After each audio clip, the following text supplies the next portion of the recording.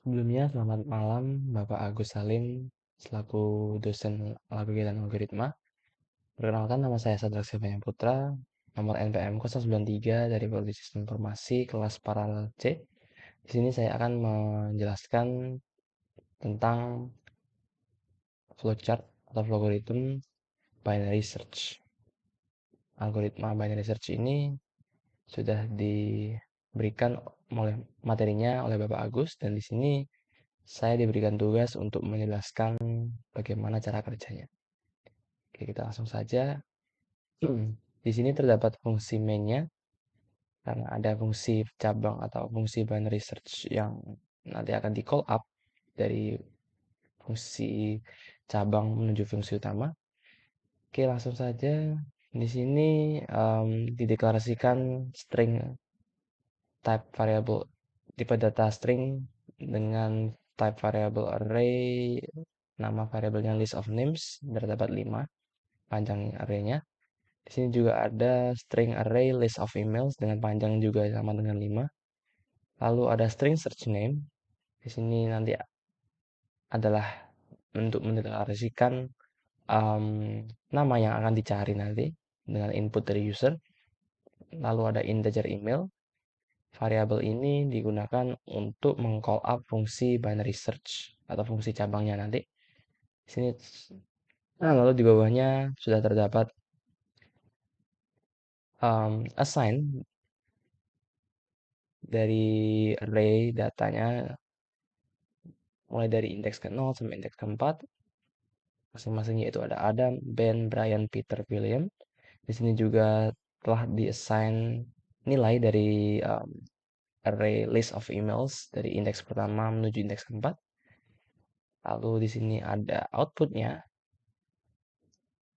yang akan mengeluarkan kalimat who do you want to find, atau yang berarti nama siapa yang ingin Anda cari. Lalu di sini ada fungsi input search name yang nanti akan kita masukkan nama sesuai dengan inputan user yang akan langsung dicari di fungsi binary search atau fungsi percabangannya tadi di email dengan variabel email di sini. Lalu setelah di call up nanti fungsinya kembali lagi di return di sini ke sini ke fungsi utama, lalu masuk ke if, yaitu dengan variabel email sama dengan min1. Jika benar, nanti outputnya akan mengeluarkan kalimat sorry not found. Lalu jika salah, akan mengeluarkan output search name and email is dan list of emails dari indeks email yang dimasukkan. Oke, kita langsung run saja. Ya, di sini kita sudah disuruh memasukkan siapa yang ingin kita cari, dan di bawah bisa dilihat variable watch-nya. Sebentar, saya akan memelankan dan akan pause dari prosesnya. Oke, di bawah sudah terlihat variable watch-nya. Di sini array list of names sudah terisi dari indeks 0 ke 4, nilai atau nama-namanya. Lalu list of emails juga terisi dari indeks 0 ke 4, nilainya atau namanya. Lalu kita lihat di sini juga ada search name yang belum diinisialisasi atau dideklarasikan, dan juga nama dari email yang akan dicari nanti. Oke, kita langsung saja ya. Kita step dan akan mengisi nama yang ingin kita cari. Semisal saya ingin mencari nama Brian, yaitu email dari Brian. Kita enter. Nah, setelah itu algoritma nanti akan masuk ke dalam fungsi percabangan binary search. Kita step dulu. Nah, setelah itu kita sudah masuk ke fungsi maaf ya, fungsi percabangan dari binary search di sini. Di sini sudah dideklarasikan untuk integer first. First ini adalah nanti dipakai sebagai variabel untuk perulangannya dengan nilai dari indeks yang pertama. Oke, di sini fungsi percabangan binary search juga mengcall atau menggunakan parameters dari fungsi utama untuk dimasukkan ke fungsi percabangan. Di sini sudah terlihat ya, ada array dari list of names, string dari search name, dan integer size of array. Masing-masing ini nanti akan digunakan untuk proses pencarian data yang dilakukan di fungsi logarithm binary search ini. Oke, bisa dilihat di variable watch, search name-nya juga terisi Brian. Nah, size of array sudah terisi 5 karena tadi sudah dipanggil untuk parameter dari size of array di sini. Lalu kita step, ya, variable first sudah dideklarasikan tapi belum diinisialisasi nilainya. Karena di sini di assign dengan 0, nanti akan terisi 0. Ya, sudah terisi. Lalu kita mendeklarasikan integer last, variable last dengan tipe data integer. Dengan last sendiri bernilai size of array, yaitu 5 di sini, yang nanti akan dikurangi dengan 1. Kita lihat bahwa di sini variable watch-nya untuk variable watch, variable last sudah terisi dengan nilai 4. Lalu kita mendeklarasikan untuk integer position, nanti variable position ini sendiri adalah variabel yang nanti akan di return ke fungsi utama. Untuk penjelasannya saya akan jelaskan nanti. Dan di sini akan dideklarasikan dan diinput nilainya, yaitu dengan nilai minus 1. Di sini sudah dilihat position dengan nilai minus 1. Lalu kita masuk ke variable found. Variable found sendiri nanti akan digunakan untuk atau boolean sendiri nanti akan bernilai ya atau tidak. Jika dia nanti bernilai tidak, dia akan melooping dan kembali ke fungsi loopingnya tadi yang akan saya jelaskan di bawah nanti. Tapi jika nanti booleannya bernilai ya, nanti akan fungsi dari percabangan atau fungsi loop dari percabangan ini nanti akan selesai dan kembali atau di call up untuk ke fungsi utama. Di sini sendiri found bernilai false, dan tipe data boolean, kita step lagi selanjutnya next.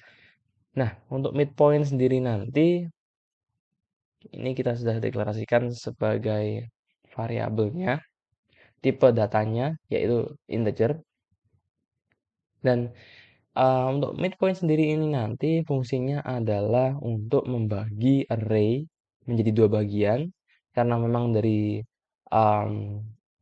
algoritma binary search sendiri, yaitu algoritma yang mencari data dari array-nya nanti dari belakang atau dari tipe dari array yang terakhir.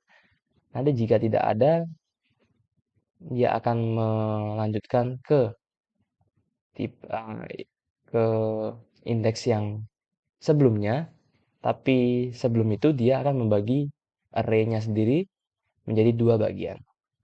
Dan fungsi dari midpoint sendiri adalah untuk membagi array-nya menjadi 2 bagian. Membaginya seperti apa nanti akan saya jelaskan. Lalu kita akan masuk ke fungsi for. Fungsi for sendiri nanti dideklarasikan jika nilai first kurang dari atau sama dengan last, nanti dia jika bernilai true akan looping terus menerus sampai dia menemukan nilai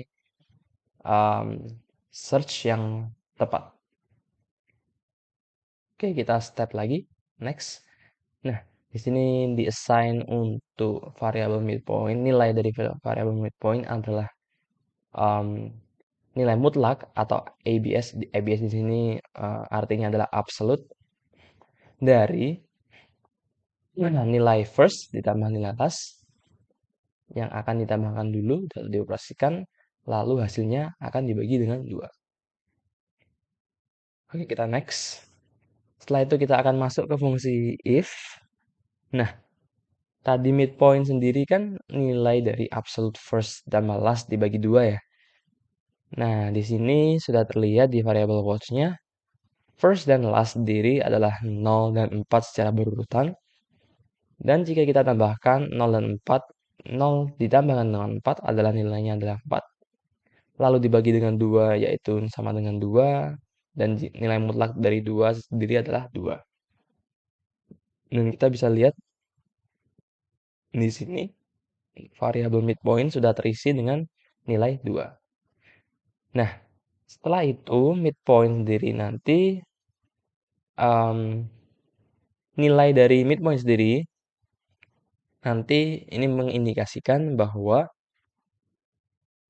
ini nanti akan dimasukkan ke fungsi if jika dari fungsi if yang pertama ini nanti bernilai salah.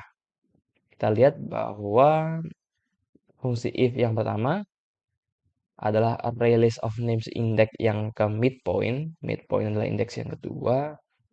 Itu sama dengan search name. Search name sendiri nanti ini adalah maksudnya dari indeks search name.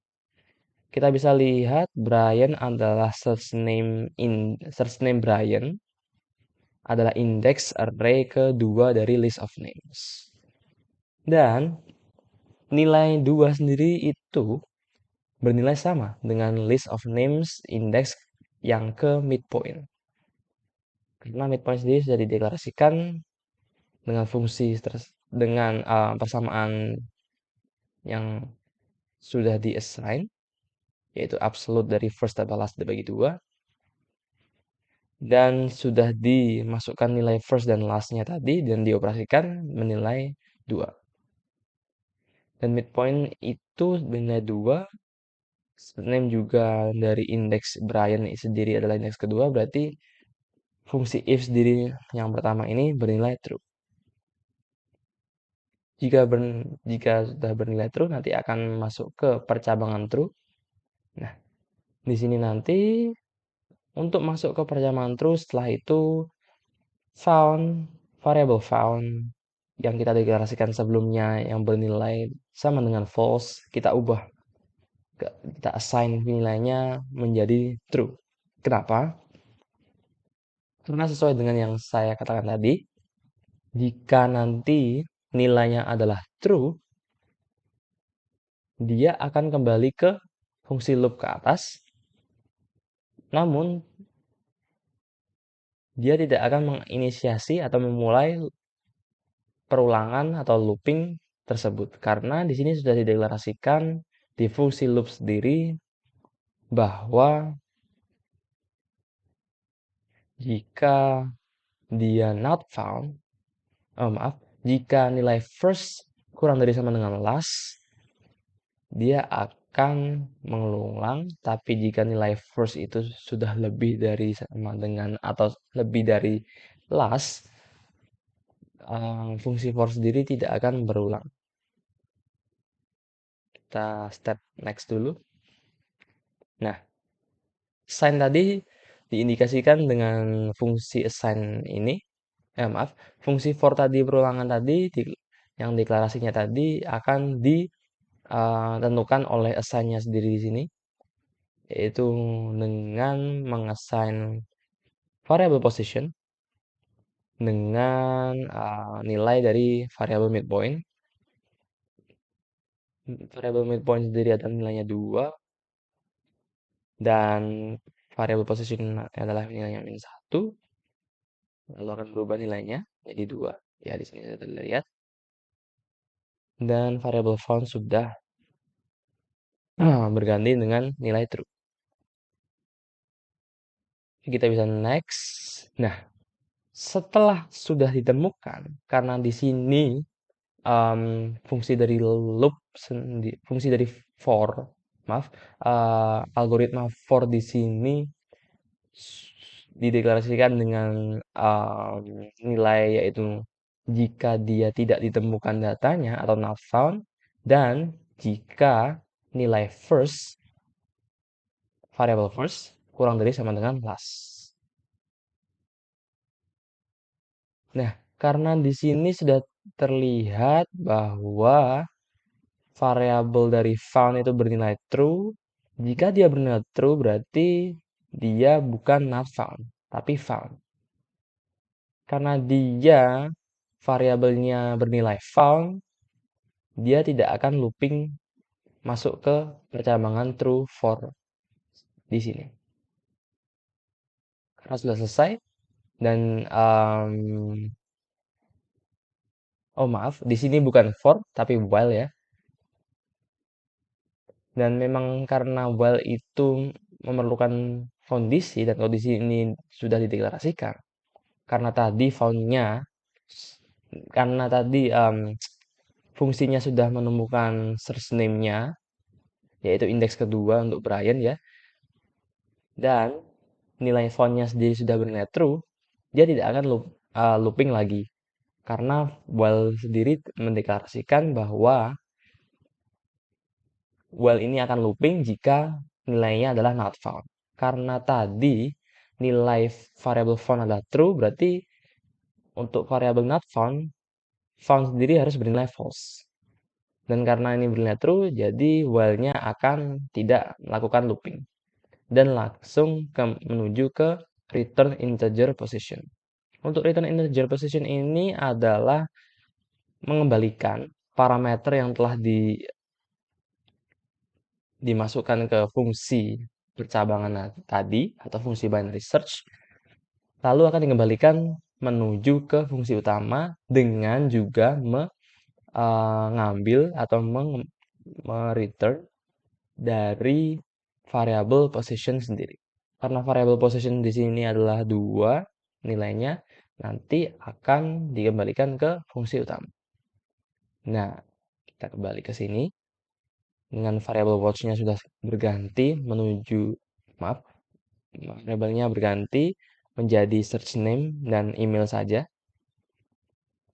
Nah, karena di sini variabel email adalah sama dengan fungsi dari binary search tadi, karena binary search sudah menemukan nilai dari search name tadi yang untuk dicarikan, yaitu bernilai 2. Karena kenapa bernilai 2? Karena yang di return untuk nilainya sendiri adalah nilai dari variable position yang bernilai 2.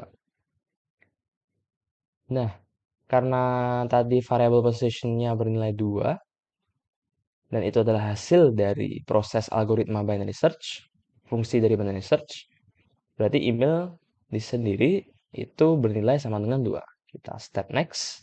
Nah, sudah terlihat bahwa di sini variabel email bernilai 2.